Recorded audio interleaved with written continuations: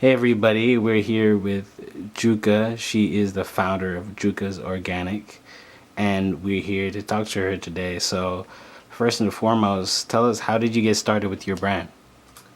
Hi, and first, thank you for having me. I'm honored to be here. Every time I'm invited to talk about something positive is what we do, Juka's Organic, I'm always excited. So thanks for having me. I I started Juka's Organic because I used to have a little store, a small boutique grocery store in Inglewood, and I run it for a few years, and then after I closed it, from that point on, I realized there was a gap, meaning there needed to be a bridge between Africa and the West to bring in products from Africa to benefit the people here, the consumers here, that are health conscious, but also to benefit Africa into bringing products from them, especially the women. So that's how we gave birth to Jukas Organic, and it's here today.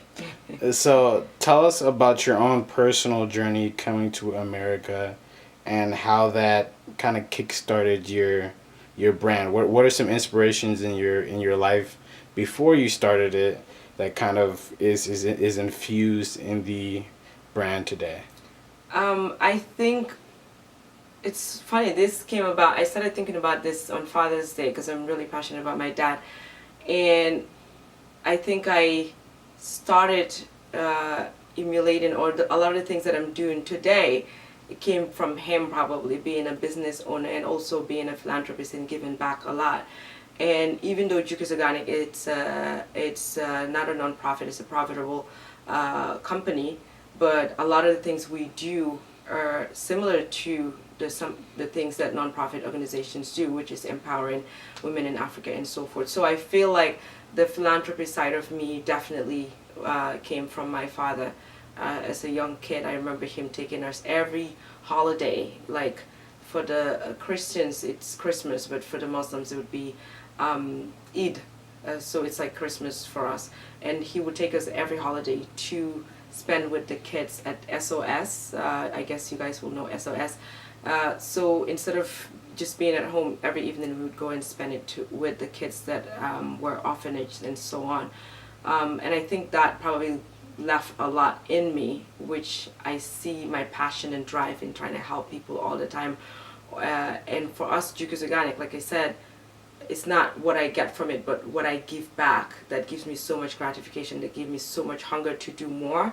Like, I want to conquer America. I want to have the Jukas Organic brand in every store in America, not for me, but for what it will give back to Africa. That would be amazing if I can do that. Yeah. Speaking about Africa again, what made you want to bridge the gap between America and Africa in terms of not only, your brand and what you represent, but how it kind of fits into the kind of the ecosystem of all the organic products out there?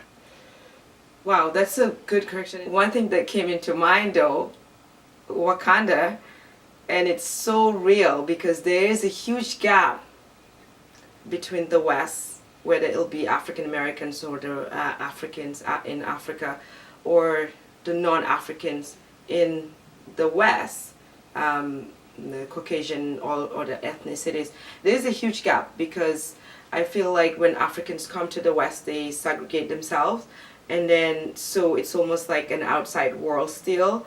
And I want us to integrate and make it a whole worldwide community, like something that is no more segregation, there's no boundaries, there's no walls in between us. We are all human beings, and so it's just humanity.